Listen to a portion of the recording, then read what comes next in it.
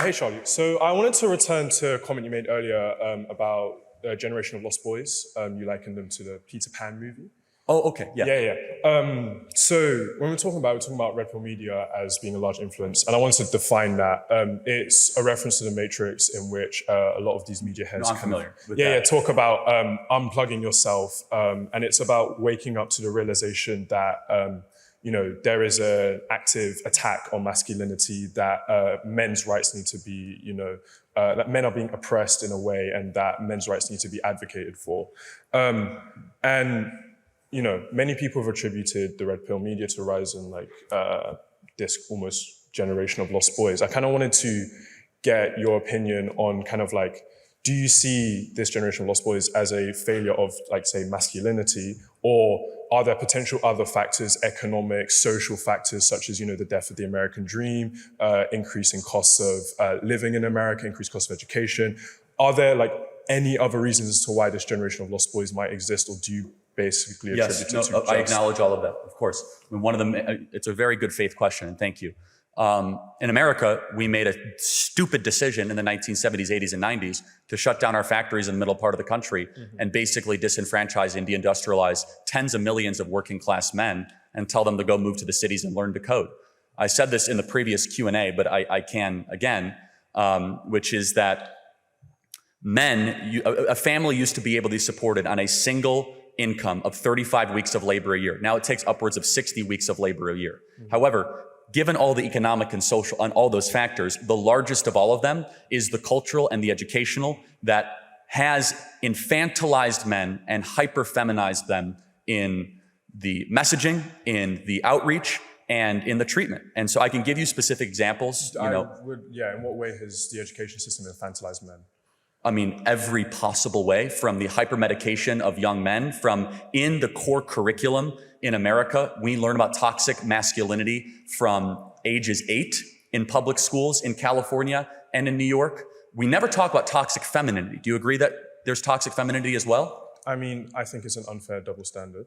Why? Well, how can femininity not be toxic if masculinity can? I'm not saying they can't be. Do we teach kids about toxic femininity in our schools? No, tell me yes or no. I mean, I think that they come from two very different places. I think toxic masculinity comes from a level of misogyny, where I think toxic femininity often comes from a reaction to a misogynistic system which fundamentally oppresses and systematically oppresses women. And I'm not saying that toxic femininity is a good thing, but I'm saying it's a much more understood and valid reaction to a system of oppression versus toxic masculinity, which oppresses. Okay. So even if I grant you that, are they teaching toxic? Is that term ever been used in a school that you know of? What term? Toxic femininity?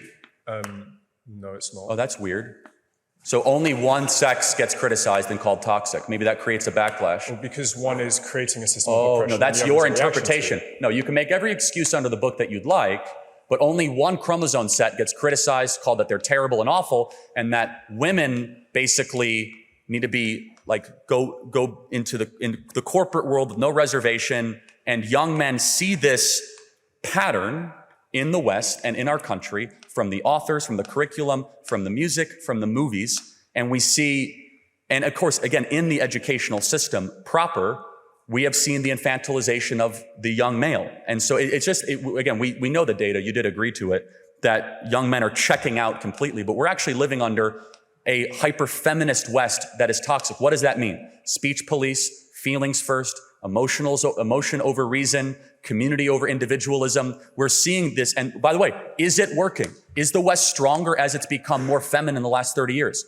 No. In fact, our morale is weaker, we're more suicidal, our fertility rates are down, we have lost the balance, we've lost the yin and the yang between the male and the female. We lost what worked. What do Andrea Bocelli, Steph Curry, Justin Bieber, and Tim Tebow have in common? All of their mothers were encouraged to end their pregnancies. When a woman faces an unplanned pregnancy, she is often pressured to end her child's life. She wants to make the right choice, but society and those around her are telling her that her baby is not a life.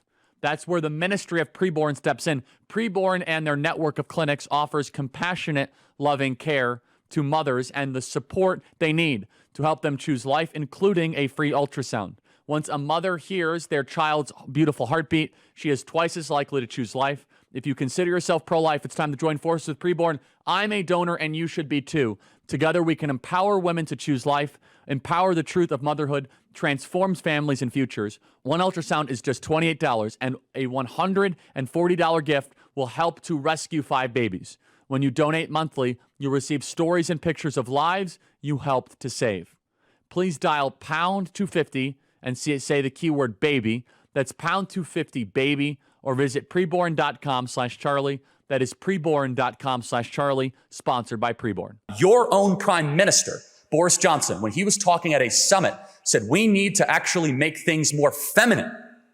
Could you imagine if he said we need to make things more masculine? How does that sound to a dock worker in Brighton or someone in Essex? We need to make things more feminine? No. Instead, we need to restore the balance that God created man and women, and right now, and by the way, you want an example? Adolescence. How does that movie Adolescence not broadly generalize a theme that, first of all, doesn't exist, secondly, is like a slow motion, like humiliation ritual for the young boys of Britain? Could you imagine if there was a similar movie criticizing young women that are like how they are the ones that are driving men away, about how catty they are, about how they don't want to be. No, it's fine. I'll just complete the point. I could give you data point after data point, and I would ask you the question, has the West grown stronger the more effeminate has become? Okay. You've said a lot. Yes, that's how a Q&A works. You ask the question and I answer, so I am the speaker. You know that's how it works. That's my thank you. Okay, so on your point about adolescence, I don't think adolescence is a generalization. We are not saying that every young boy in the UK is like this. We're not saying every young boy goes through this process. It's an example of what can happen when people fall into this kind of media.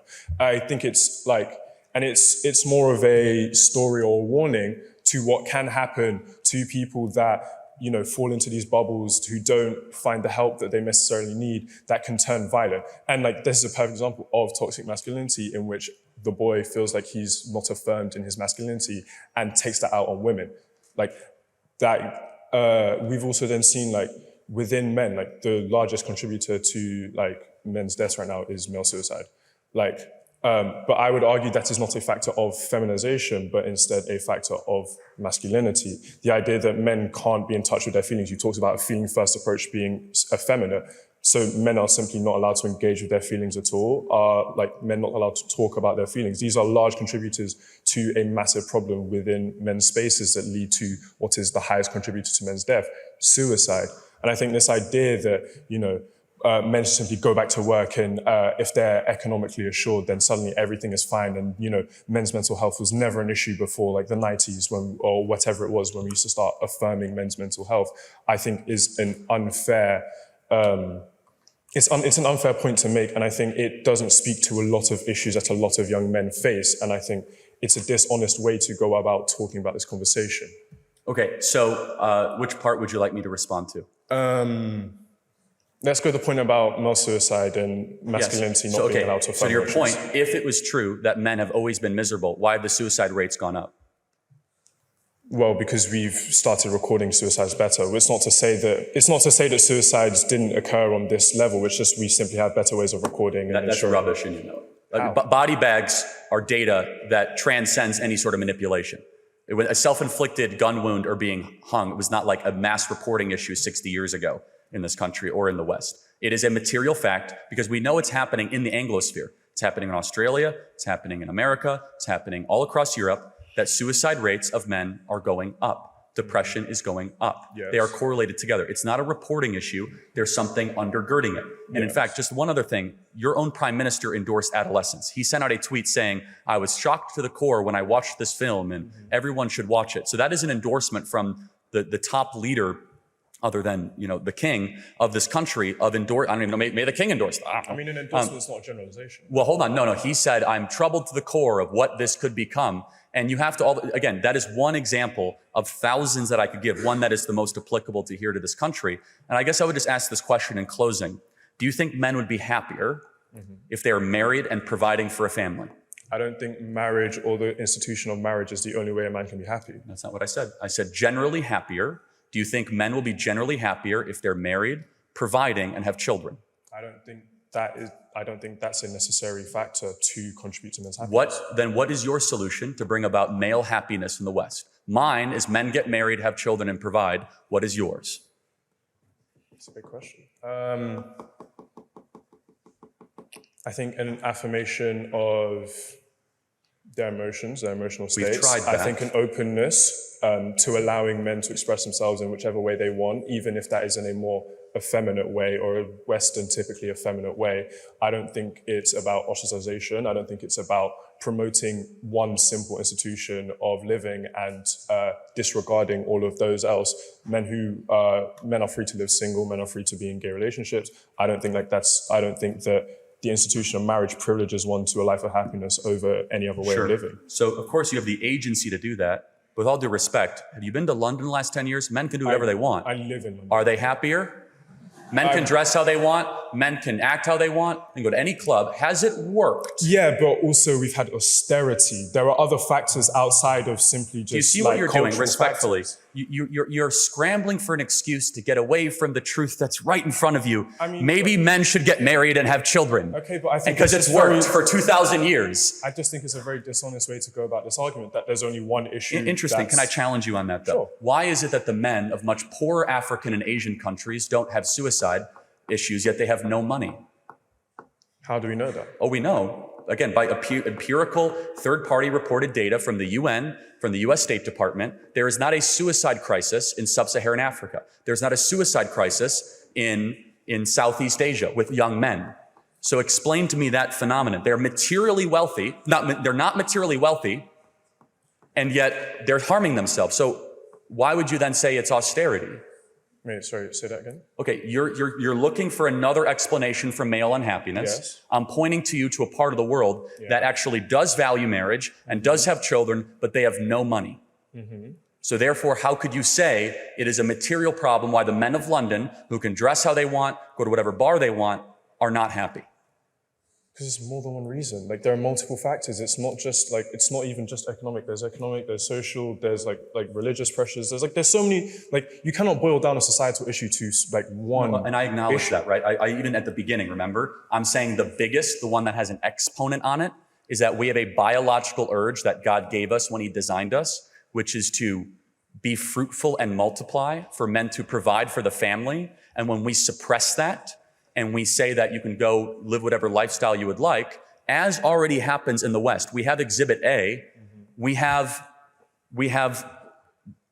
a serious suicide, mental health, anxiety, depression issue. So I would just ask you to think over the next couple of days, months, or years, why is it that men in countries that barely have toilets and do not have 2 pounds to rub together, but they do have kids and they do have a wife, are much happier than someone with a big flat in downtown London?